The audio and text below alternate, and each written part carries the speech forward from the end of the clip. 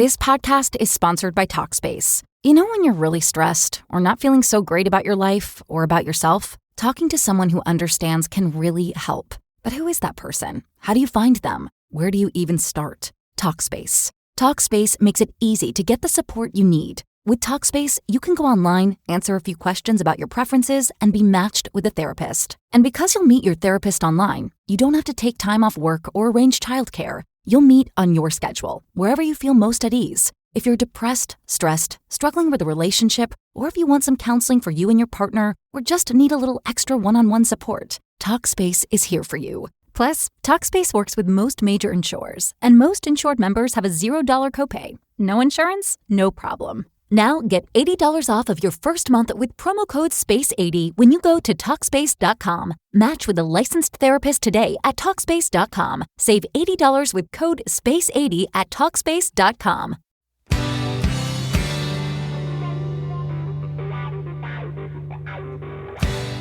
You're in a good place now. You are listening to Perspectives with Ashley Burgess. Welcome back to Live Your True Life Perspectives, and I'm your host, Ashley Burgess. On today's show, we're going to be talking about quarter-life crises, and this affects many people. And I don't believe that it's talked about enough. I don't believe that we've brought up the subject enough. I don't think we've examined the subject enough, and I don't think we know enough about it. And so Erica Connor, our resident specialist when it comes to this specific topic and other topics very similar, is going to be really kind of giving us a lot of information and knowledge about how we can really understand this, absorb that knowledge, and make some changes to our lives or to help our kids as well. Erica, great to have you here live on Live Your True Life Perspectives. How are you doing? I'm doing great. Thanks so much for having me. I really appreciate it. I think quarter life crisis is a really important topic that we should be talking about with our young people before they hit that milestone. I think we all know people who've they go to college because everybody tells them they need to go to college. Everybody needs an education, and they kind of just grind. And then you hit this, point in your life where college is behind you, you have a job, and you kind of think to yourself, like, what's next? Because I think the motivator for such a long time in a young person's life is like, you kind of just have to get to that. You got to go to college. You got to get to that point where you're working and supporting yourself. And then I think we just forget, like, where's our joy? Where do we feel fulfilled? Very, very important. And I could really relate because I remember growing up, I've had multiple of these quarter life crises. I think my first one was in high school. Actually, I know it was. I was debating nationally on the national circuit. And I remember toward the end of my senior year, I was kind of having what I would consider a midlife crisis. And it's because you start questioning your reality and you start wondering, why did I do all this? Why did I do all this work? Why did I do this? Whose dream was it? Exactly. I mean, that's a reality. I think so often, like, parents, and I'm a parent, we put a lot of emphasis on the successes of our children. So we drive them. Like, I know everybody has a friend who's got a kid who's doing the volleyball, the track, the debate team. And I think parents kind of make that their identity. So children are afraid to kind of let go of it because I think they feel they're letting go of their parents' dream. So sometimes we spend all this time pursuing a dream that really isn't our own. And so where does that leave you, right? Well, and then also social media plays a huge part in this too, because I think also we have this tendency, and I really want to deep dive in this as well, is comparison.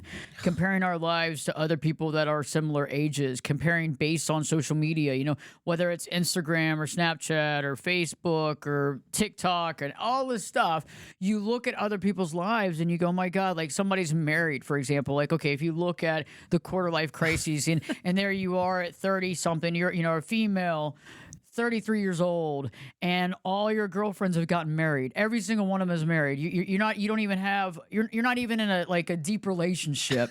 And it's like, oh my God, what's happening around me? Why is everybody married? And I actually have clients that are in their late 20s and they're upset because they've been to so many weddings, men and women. They're like, when is it going to happen for me? What's wrong with me? Am I going to be single for the rest of my life? Okay, but what I always ask my clients is like, is that important to you? Mm-hmm. Because I think sometimes we make these comparisons and the idea of whatever we're comparing ourselves to isn't even important to us. Like maybe a relationship isn't what's a priority in their life right then, right? They're questioning like, why am I not married? Well, maybe you should ask yourself, do you want to get married?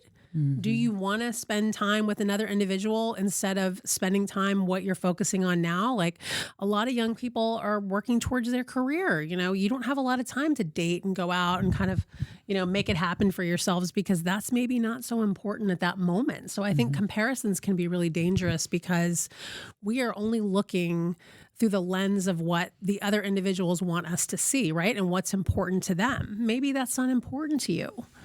So I think we just have to kind of remind ourselves that what we see on a camera or, on Instagram or Facebook, that's what's important to those individuals. But is that important to you? And maybe it is. Maybe it is important to you. Maybe that's an area of your life that you need to shift and pivot and put a little more energy into. Do you want to get married? Do you want to have a relationship? Like, how can you change your life to make that happen for yourself?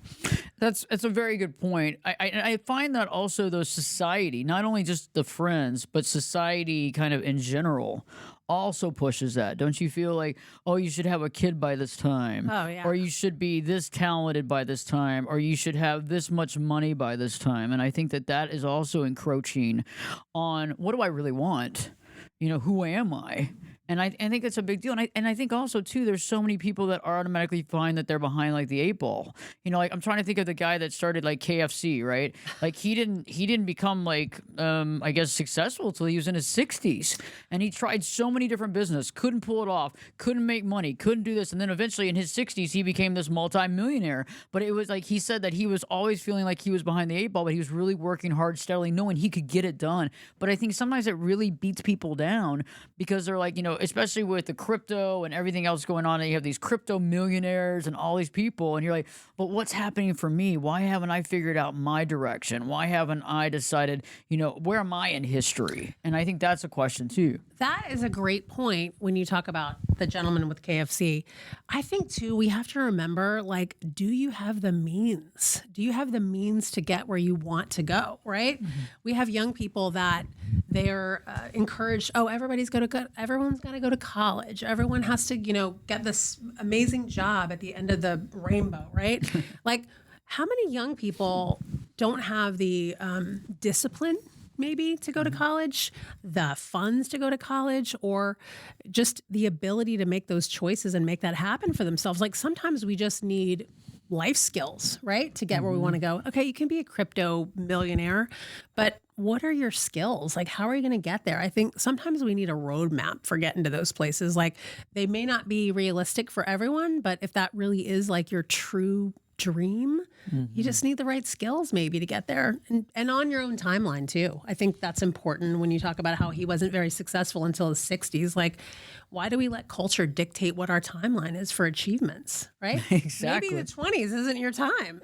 Well, it was interesting. It's interesting, Erica, you brought that up. I was in a session recently. This was earlier this week, and my client and I were talking. He's in his early 30s, about 34. I consider that early 30s. And, he was like, I still don't have children. He's been dating somebody for about a year. She's younger. And he's like, but if I wait till I have kids till I'm 40, what's going to happen? I'm going to be an old man. I was like, well, one, you're far from being an old man. Two, I said, it's interesting. Have you ever just stepped back and looked at things from a different perspective? I said, your parents had you at a young age for a reason. Now look at how your grandparents had your parents at a young age. I said there was a time period where people didn't live very long. Okay, there was a time period where 22 was old. You're gonna die soon. Even if you had like a tooth issue and your tooth got infected, you could die in the next 10 days. That's how bad our medical industry was and everything back in the day. What's the urgency? Maybe that's not his timeline. And I said, what if you had kids later? And I said, you know what? Sometimes having these experiences later in life, you have time to enjoy this relationship. You have time to experience this. You have time to put some of the hours into what you're doing for work. And then you get to jump on another thing and try out, we got kids. Wow, it's cool, because one of the things I found is that people jump in real quick and they don't get to know who they are. They don't get to know who the other person is. We're already having kids. Boom, here we go. And then you kind of go, who are you? And then there's not that graduation into things. But I said, what if you step back and say, hey, what if nobody else's timeline mattered to me? What if it doesn't matter? What if this is all BS? What if this is all some sort of kind of like smoke and mirrors to just kind of take me down, make me feel bad. What if I was to create my own roadmap? And I think that's what you do so well, is help people figure out, hey, you don't have to listen to all this. Right. Let's look at, what's your map look like? What's your unique, like, where are you going? What do you want? And then how do you find that? Like, how do you help people really figure that out if they don't really know what they want? I mean, I think you just have to examine people's values and what they find important. Like, what is important to you? And I think that's where we kind of can take a deep dive with clients and just kind of examine, like, what do they really feel is important to their life? Because I think so often we're living these lives for other people or for things that really aren't that important to us. I mean, I think it's so classic. Like, it reminds me, when I was young and before I was married, I didn't have a lot of means, right? Like, kids that went to college or got an education or went away, they came from family of means, and my family didn't have that many means. So I felt like when I was married, or maybe when my career took off and I had money, I would just shop all the time. Just shop, right? Like, I have money, I want this, I want that. I could never have these things when I was younger. And I think I kind of came to a place that's not really important to me.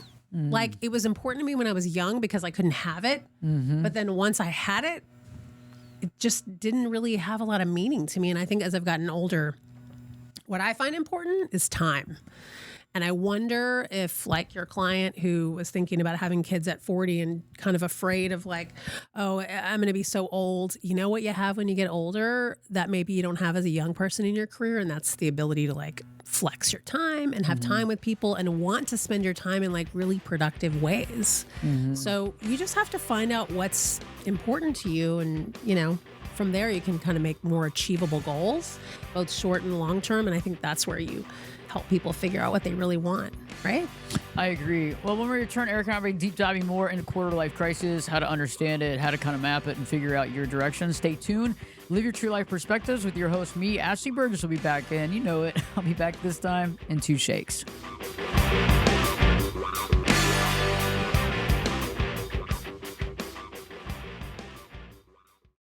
This podcast is sponsored by Talkspace. You know when you're really stressed or not feeling so great about your life or about yourself? Talking to someone who understands can really help.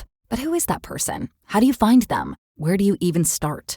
Talkspace. Talkspace makes it easy to get the support you need. With Talkspace, you can go online, answer a few questions about your preferences, and be matched with a therapist. And because you'll meet your therapist online, you don't have to take time off work or arrange childcare. You'll meet on your schedule, wherever you feel most at ease. If you're depressed, stressed, struggling with a relationship, or if you want some counseling for you and your partner, or just need a little extra one-on-one support, Talkspace is here for you. Plus, Talkspace works with most major insurers, and most insured members have a $0 copay. No insurance? No problem. Now get $80 off of your first month with promo code SPACE80 when you go to Talkspace.com. Match with a licensed therapist today at Talkspace.com. Save $80 with code SPACE80 at Talkspace.com. This podcast is sponsored by Talkspace. You know when you're really stressed or not feeling so great about your life or about yourself? Talking to someone who understands can really help. But who is that person? How do you find them? Where do you even start? Talkspace. Talkspace makes it easy to get the support you need. With Talkspace, you can go online, answer a few questions about your preferences, and be matched with a therapist. And because you'll meet your therapist online, you don't have to take time off work or arrange childcare. You'll meet on your schedule, wherever you feel most at ease. If you're depressed, stressed, struggling with a relationship, or if you want some counseling for you and your partner, or just need a little extra one-on-one support, Talkspace is here for you. Plus, Talkspace works with most major insurers, and most insured members have a $0 copay. No insurance? No problem. Now get $80 off of your first month with promo code SPACE80 when you go to Talkspace.com. Match with a licensed therapist today at Talkspace.com. Save $80 with code SPACE80 at Talkspace.com.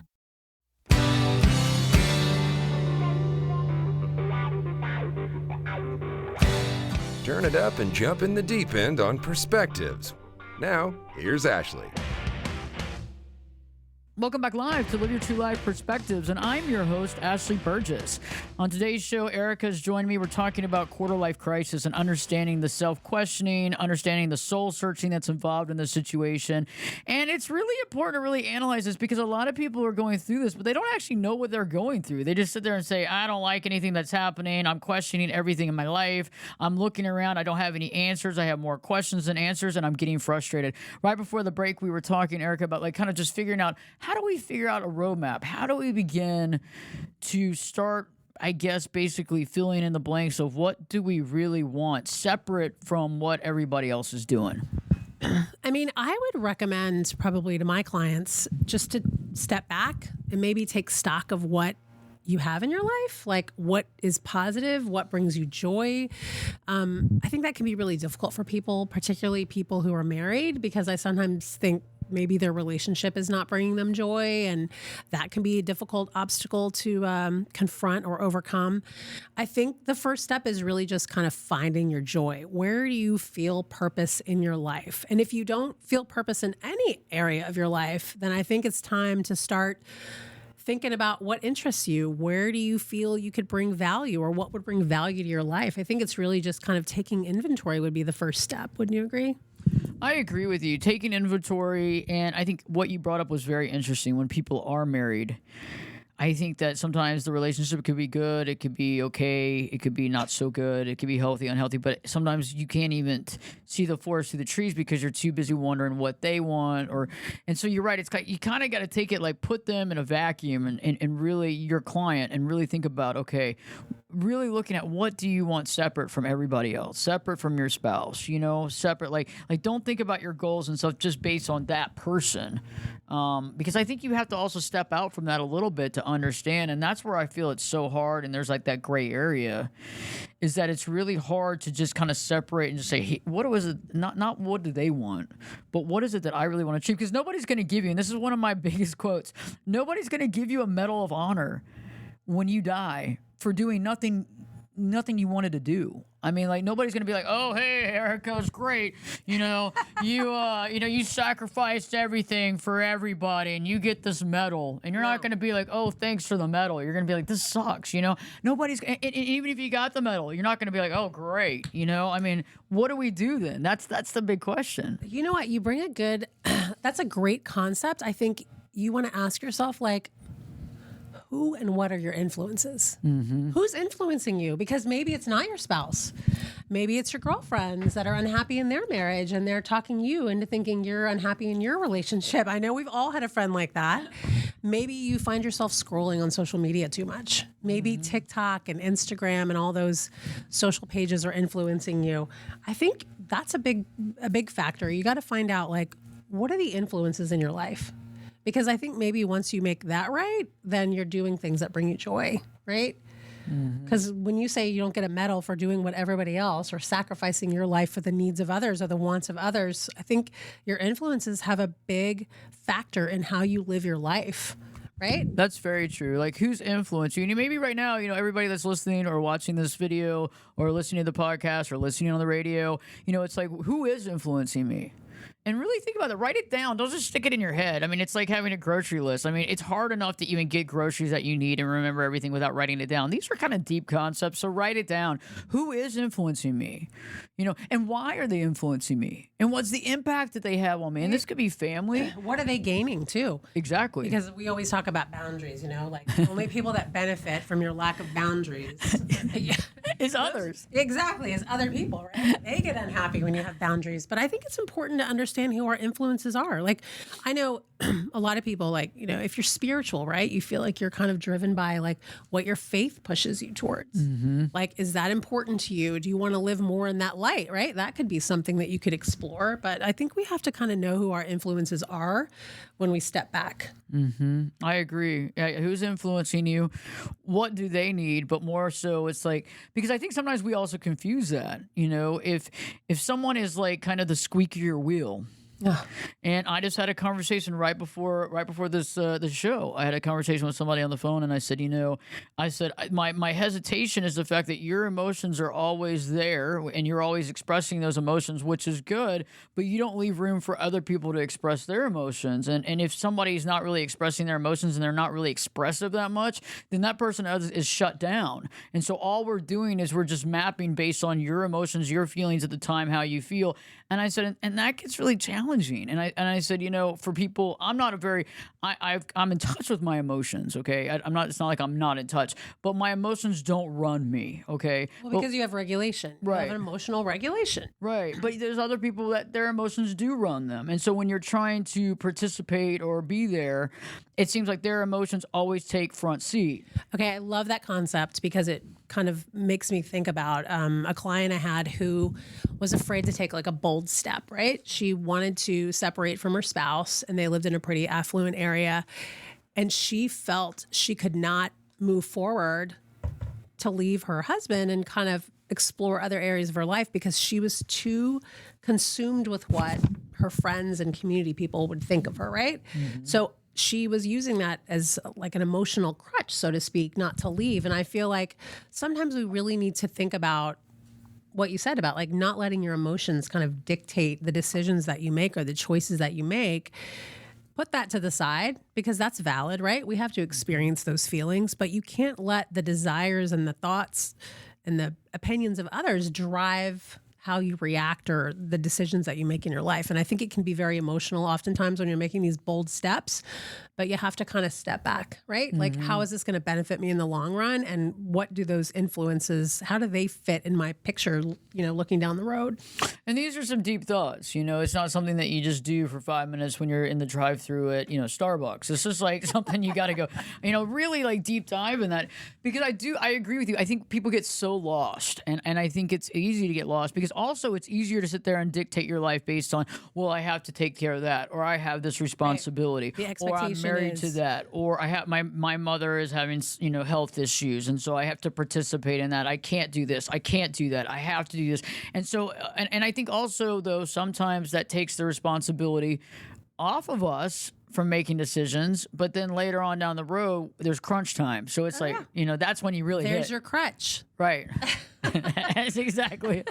I got to do this for them, exactly. Or we make our excuses like the inability to do things, like you said, is based on like the expectations of others and like the responsibilities of others. But sometimes we have to, like, there comes a point in your life where you really have to prioritize yourself and like find what you love, what brings you joy, and what serves you, right? Like, you can't always be serving others. That really doesn't work in real time, right? Mm-hmm. And I'm not saying that like you should be this completely selfish individual and only do what makes you happy, but I just mean like, when you get to the end of your life, most people really just think about the things they didn't do, the challenges that they, didn't accept, or maybe kind of those bold decisions.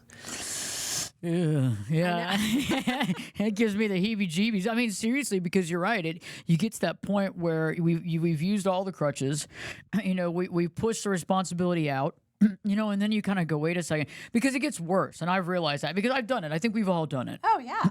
We've all done it. We've all been been in relationships way too long when you knew you should have dipped out, right?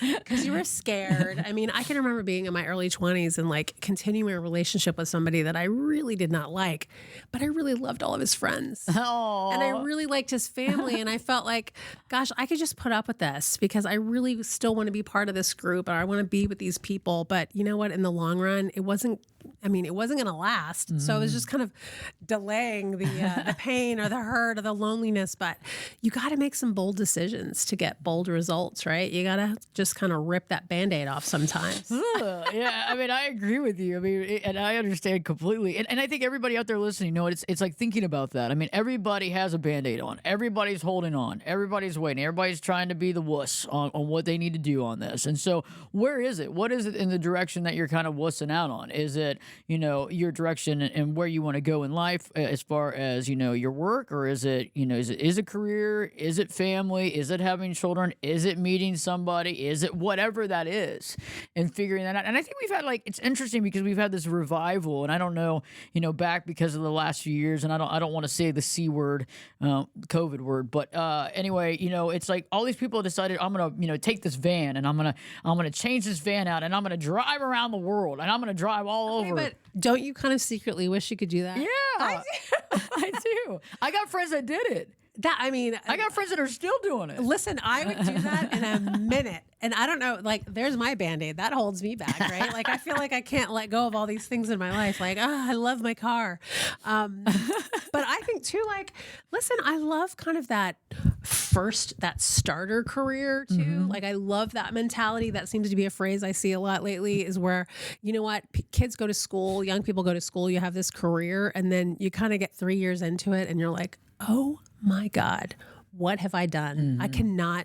I'm over here killing myself in Microsoft Excel, right? Right. That's not really where I find joy, but they're scared. They're so scared to go back and try something different because I think, do I have the means? Can I support myself? What will people think? My parents paid for my education. My wife depends on my income. That's a scary time in your life too, And I think it kind of comes up. Quarter life crisis, midlife crisis. Right. I just think you don't really know what you're capable of until you try. You don't. And we're gonna talk more about that when we return, because we really don't know what we're capable, and we're gonna deep dive with that with Erica here in just a minute. So stay tuned. Live Your True Life Perspectives with your host, me, Ashley Burgess, will be back in. I'll be back this time. You know it. I'll be back this time in 2 shakes.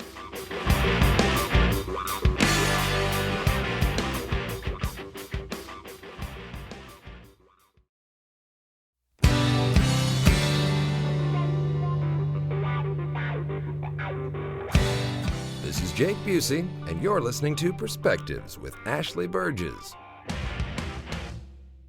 Welcome back live to Live Your True Life Perspectives, and I'm your host, Ashley Burgess. Erica's joining me today in studio, and we've been talking about quarter life crisis, and this is affecting a lot of people. And right before the break, we were talking about, we have these responsibilities, we feel tethered, we don't know exactly what to do, pulling off that Band-Aid. And, let's deep dive into that more, because I think that a lot of times when people are in this situation, it's like when you get into something that's really hard to understand in your life, you kind of see it and you start walking down the mental pathway of getting there. And then you kind of have this fog thing. And then you're like, yeah, I'm just going to go get something to eat. I'm not going to focus on this anymore. I'm just going to let that go. How do you kind of move past that fear factor? Maybe it's not even conscious. Maybe it's a subconscious deal. How do you move past that to start investigating? Because I think people kick this down the road, kicking this can down the road for quite a bit of time. And a quarter life crisis could turn into a midlife crisis based on how long you wait on something. That's a great point. I think it's not to sell our profession further, but I think therapist or coaching, I think that can be a tremendous sense of support when you're doing something bold and different and maybe with some difficulty, just having kind of that coach in your corner, right? Somebody who's going to help push you down the road a little bit to get closer to that goal. But I don't know. I think you have to have just wins every day, right? Whether it's a spiritual win, a physical win, maybe if you work out once a day, it kind of gets you to a better place mentally. Maybe if you pray a little bit every day, maybe if you do something that gets you a little bit closer to your career goals, like research or reading or listening to a podcast kind of in that direction. I think you have to have a little bit of a win though every day to kind of get to that place. Maybe it takes you 5 years, maybe it takes you 5 months, but I think if you're kind of working and you have a good support system or some framework to get there, I think you can get there. I think everybody has the ability to get there. So let's talk about that, a few wins. And this is something I've been working on too in my life recently is, for example, okay, I try to work out every single day. I try to run about 6 to 7 miles a day. I do it indoors so I don't screw up my knees. And my legs and all that stuff because, Smart. it's just stupid, uneven ground and everything. You could be out for 6 weeks with some bad injury, and then you can't work out at all. And so I'm on the elliptical and most of the time my brand of doing something is, listening to music. And the other day it kind of just hit me and I've had it kind of come back and forth. But I'm like, you know what? I'm gonna listen. I'm gonna watch the podcast. I'm gonna listen to this video. I'm gonna go into something that really interests me separately, something that I really want to, educate myself on. And that's something that I've been doing. So instead of listening to the music that I've listened to over and over again, I'm starting to add that into my life. I'm also starting to think about things like in a bigger level, like, for many of you like me, you sit at your desk hour after hour, day after day. And sometimes you lose sight of kind of the timeline. And so I've been trying to just figure out, like, what's a small thing that I can do that I can feel more empowered? What's something that I can learn that might also give me a different trajectory? Who else can I get involved with? Who else can I bring aboard? What are those thought processes? And I guess what I'm saying is trying to open my mind a little bit, even if it's a small thing, trying to incorporate more things in my life that bring some sort of education, intelligence, happiness, depth, something. Well, I mean, the science is behind it, right? Like when you achieve little goals, it kind of catapults you to want to achieve bigger goals, right? Mm-hmm. So if you're having those little wins every day, like listening to an educational podcast, I mean, when you get off that elliptical, not only have you worked out, but you kind of feel like, I want to give myself a pat on the back. I did something today that was enriching to what my ultimate goal is. I think we know the science is there. Those little goals achieving those smaller things kind of add up, and it's a little bit easier to take those bolder steps, right? And maybe reach a little bit higher. But just having a sense of achievement, I can do this, right? I did 75 hard last year. Have you ever heard of that? Mm-hmm. We have to work out every day, twice a day, indoor, outdoor. You're drinking water, you're taking pictures. That was probably the hardest thing I've ever done in my life. Truly the hardest thing. It would be 20 degrees and I'd have to go outside for 45 minutes. At the end of that 75 days, regardless of the physical benefits, I felt like I had the ability to do something bolder, right? I could try something I've never tried before. I can work with clients that I've never worked with. I can do more research. I think we all have a little bit of imposter syndrome where we feel like maybe we're not where we're supposed to be, or, other people are going to find out. And I think those little wins just build that confidence up, right? Mm-hmm. I think that's really important in day-to-day life, is just find your win, right? And I think one of the best things too in that process is stop judging yourself. Like the personal judgments and the beating downs of, oh my God, I'm not where I want to be at. I'm not doing this. I'm not making this money. I haven't had this. I haven't met this person. I mean, that's getting in the way. And anytime I beat up myself or put myself down, it's not helping in any way, shape. I mean, when was the last time that you told your friend, hey, you're an idiot, get your head out of your ass, you're screwing up. I mean, look at all this stuff you're creating. This is horrible. When did that ever help anybody? Yes, I mean, talking to somebody and maybe, bringing up some things that need some light is one thing. But, the way we talk to ourselves is so important. And I'm not saying that you should be like mamby-pamby, like everything is like, rainbows and unicorns. But I'm saying, hey, try to be helpful. Try to talk to yourself. Most of you are very, empathetic. You care about people. Most of the people that are listening and watching this show are. I mean, that's the avatar of people that watch and listen to my content, care about other people. Sometimes you're taken advantage by other people, but you do care about other people. And so I feel like try to give some of that care to yourself maybe a little bit before you just beat yourself up over what you haven't done. Another health professional gave me some great advice years ago, and she's like, follow the advice that you would give your daughter, your mother, your best friend. What kind of encouragement when you give those folks when they maybe are, have something disappointing happen in their life, or maybe they haven't achieved something? You wouldn't say like you said before, you're doing terrible. How do you live with yourself? You would say to your friend or your daughter or your sister or your mother, okay, come on, you know what? We all have disappointments. We all have failures, but it just gets us one step closer to where we want to be. And I think we just have to give ourselves the same encouragement that we would give others. I agree with you. It's interesting though, and it's hard to just have that awareness. And I also think too is trying to slow down time. Time to me is kind of it's circular, it's consistent. I don't really know. I don't look at it as a linear thing. And I think sometimes we have to look at it as okay, hey, I have the time. Let's not focus on that, because I think sometimes when you go, well, I don't have time.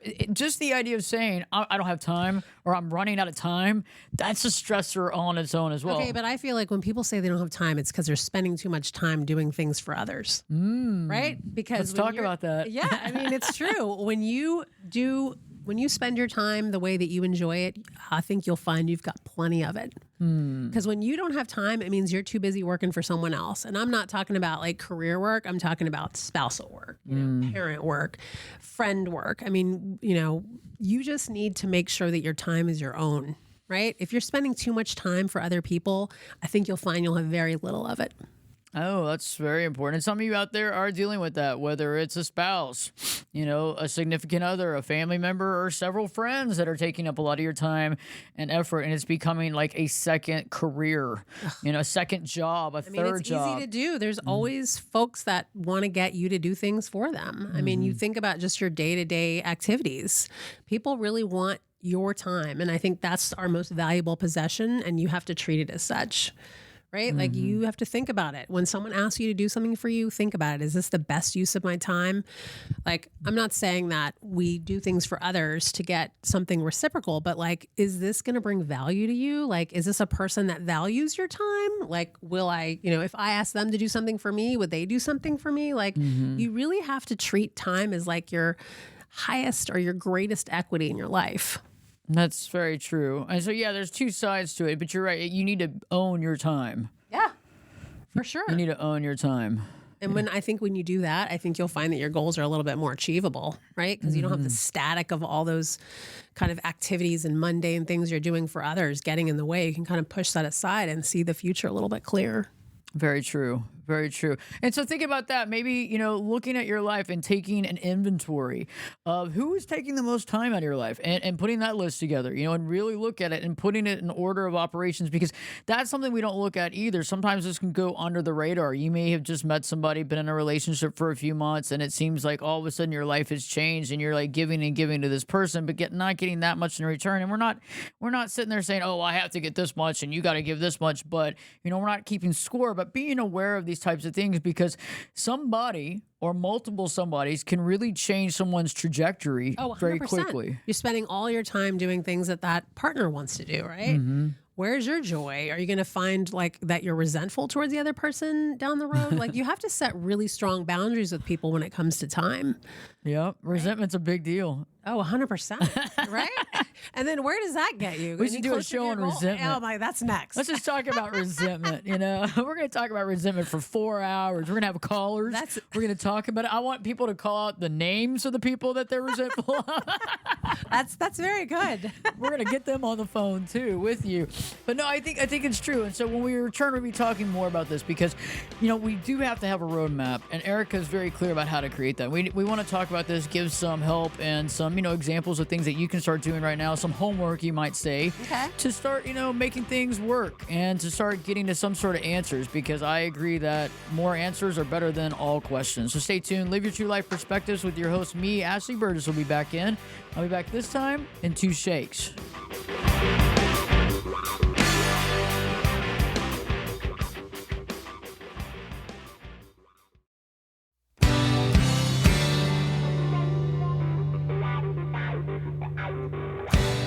Get in here.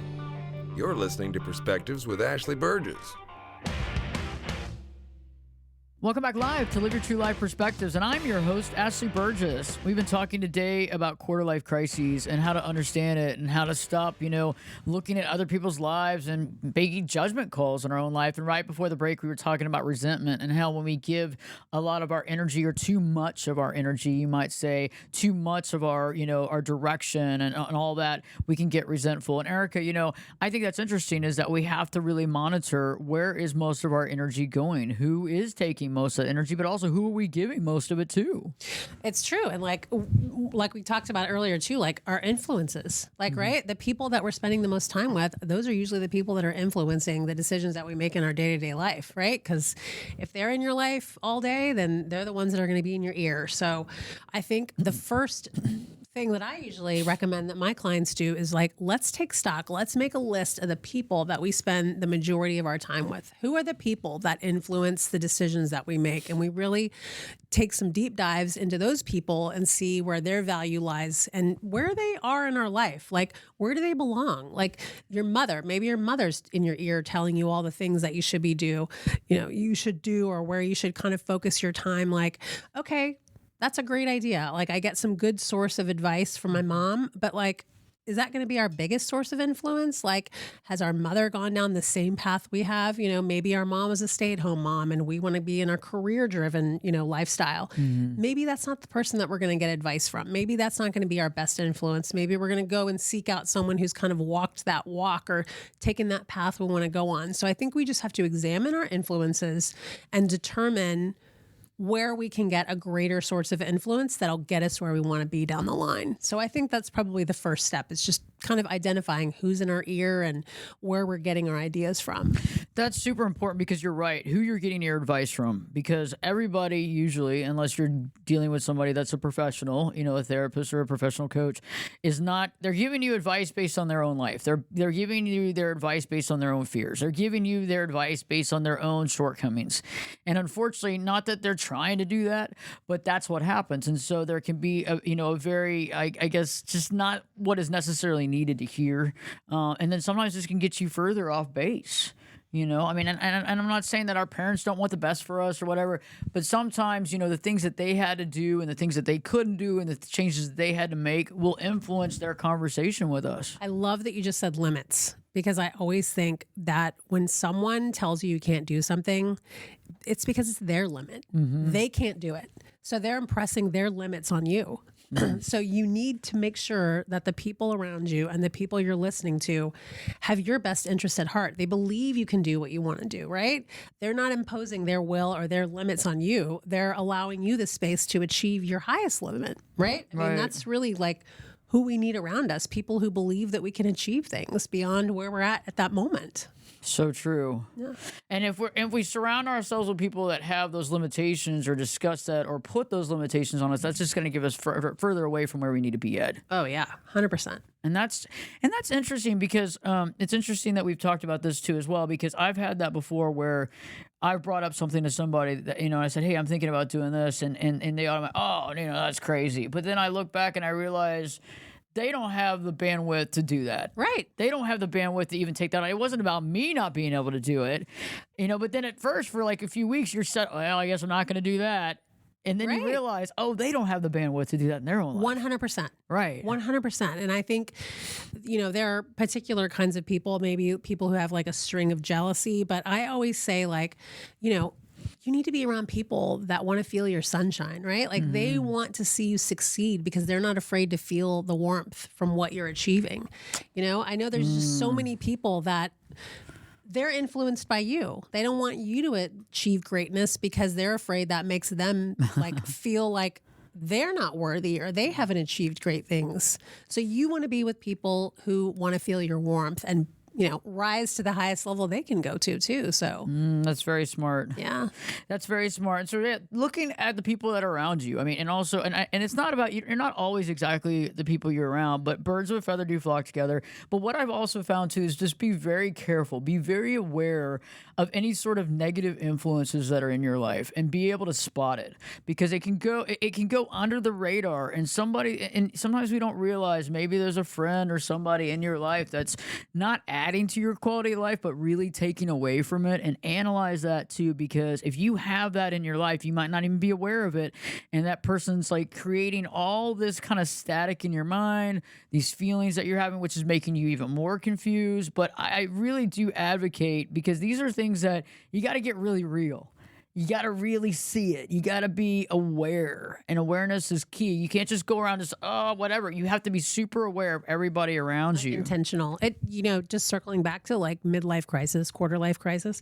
I think sometimes we surround ourselves with friendships of circumstance, right? I mean, we have these relationships, like these people around us because we went to school together, or they were, you know, I work with them. And I think that's like something that a lot of us kind of get into, is where we've surrounded ourselves with people by circumstance, not by choice. And I want my clients and the viewers to think about, do I choose you? Would I choose you to be my friend? And I think that can be difficult because we believe like we don't want to, you know, ruin a friendship or a relationship or whatever. But like, I think sometimes friendships are seasonal, right? Like the people around you, like maybe they're there for that moment in time, for that career, or that job, or that stage of your life. But like when you move forward, maybe you have to leave those people behind. Yeah, I mean that's definitely true. Like I've known them for years, you know. Right. I think also another concept too, and I'm not getting down on family. Okay, we're not getting down on family, but just because somebody's your family doesn't mean you have to hang out with them all the time. Okay, and I know that some of y'all go, what? You know, They don't always have your best interest at heart. no, I mean, just because they're family doesn't mean that they're always going to be there for you. Or they're going to be that's true. genuine, or they're going to be the one that advises you, gives you this great advice.